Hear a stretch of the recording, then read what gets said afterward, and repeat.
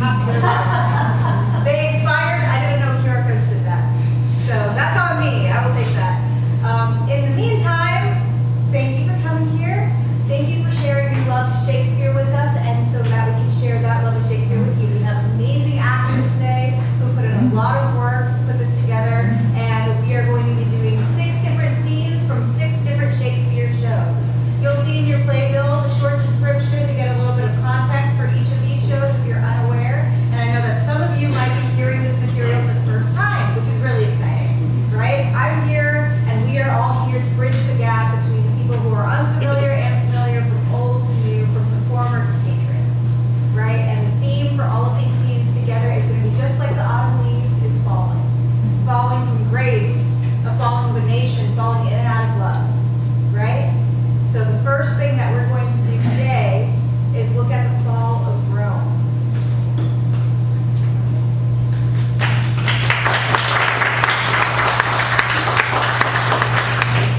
Friends, Romans, countrymen, lend me your ears.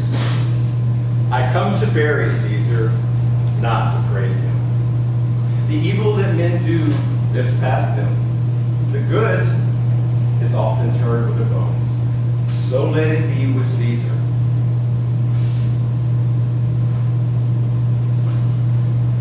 The noble Brutus hath told you that Caesar was ambitious. If it were so, it was a grievous fall. And grievously hath Caesar answered. Here, by leave of Brutus and the others, for Brutus is an honorable man, so are they all honorable men. Come I to speak at Caesar's funeral. He was my friend, faithful and just to me. But Brutus says he was ambitious, and Brutus is an honorable man. He had brought many captives home to Rome, whose ransoms the general coffers did fill. Was that in Caesar ambitious? When the poor have cried, Caesar hath wept. And ambition should be made of sterner stuff. Yet Brutus says he was ambitious, and Brutus is an honorable man. You all did see that on the Lupercal I thrice presented him with a kingly crown, which thrice he refused. Was that ambition?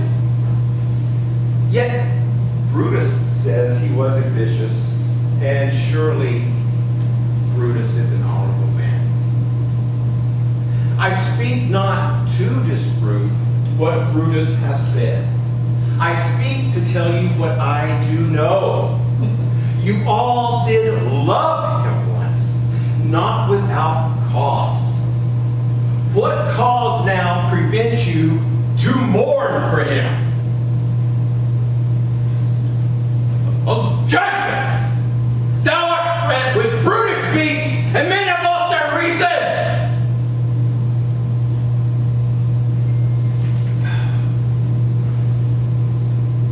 Bear with me.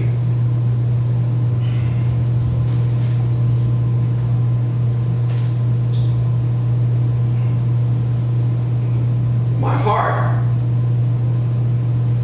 is in the coffin with Caesar. And I must pause till it come back to me.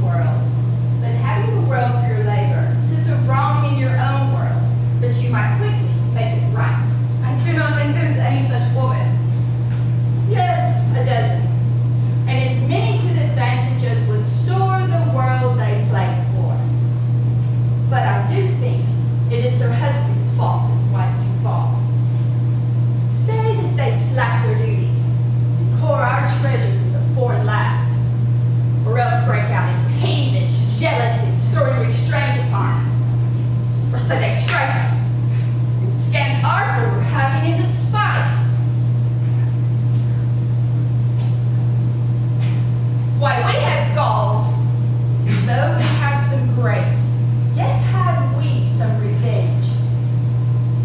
Let husbands know their wives have sins like them. They see and smell and have their palates both for sweet and sour as husbands have. What is it that they do when they change us for others? Is it sport? I think it is. And doth affection breed it? I think it doth. Is it frailty that thus errs? It is so too. And have not we affections, desires for sport and frailty as men have? Then let them use us well. Else let them know the ills we do. Their ills instruct us so. Good night, good night. God needs such use as send. Not to be bad for bad, but by bad men. Come on.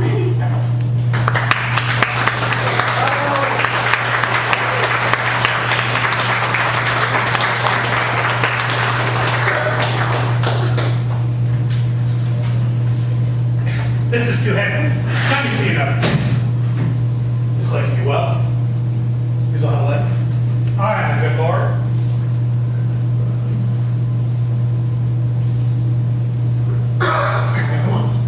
Come on, lord.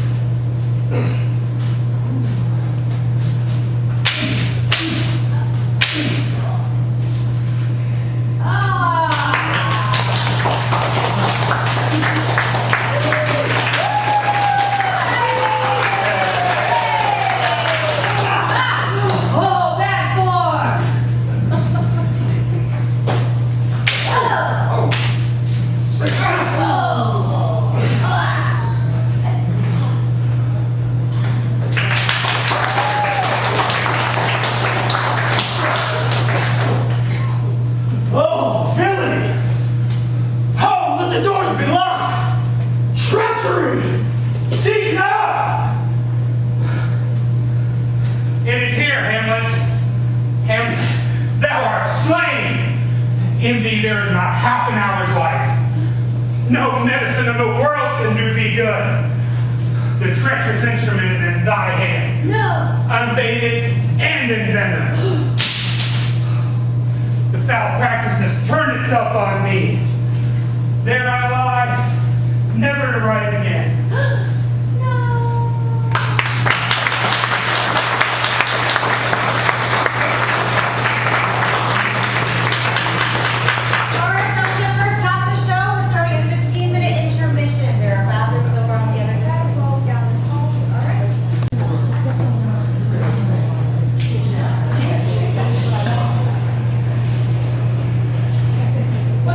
Does now. Look how she rubs her hands. It isn't a custom I've seen her do this, to see us washing her hands. She's going to do this for 20 an hour.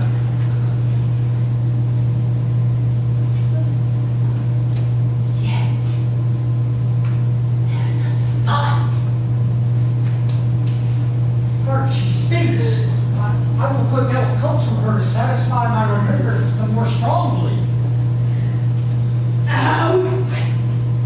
Out! Spot! Out, I say!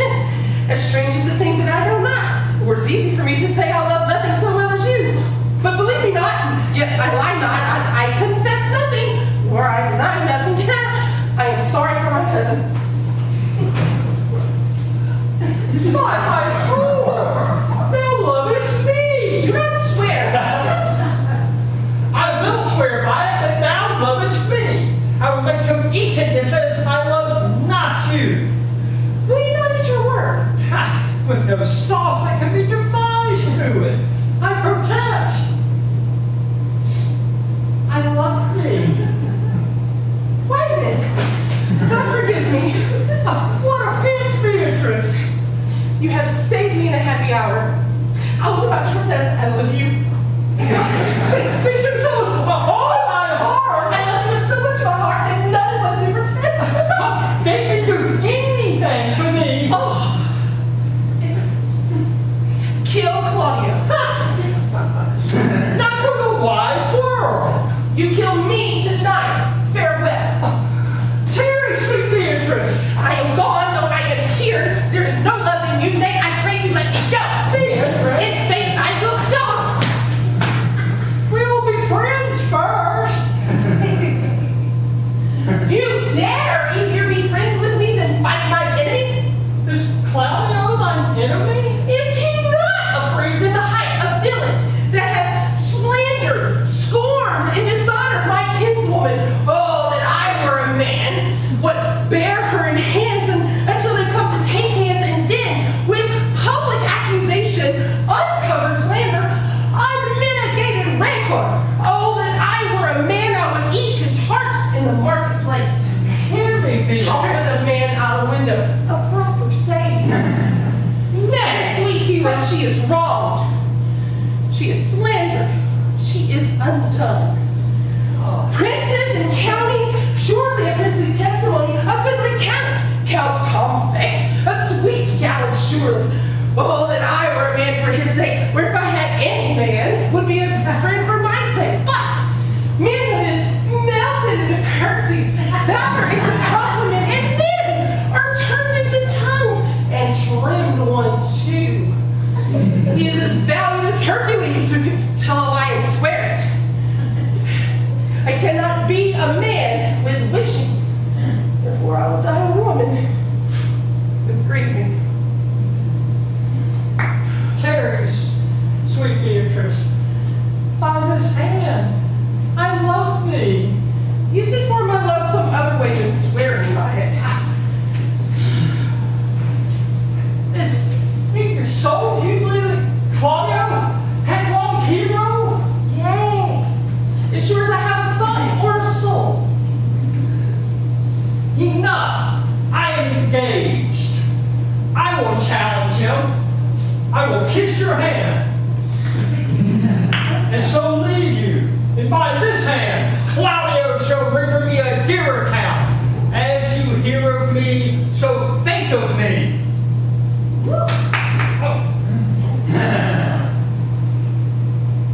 You must go comfort your cousin. And I must say she is dead. But obviously, farewell.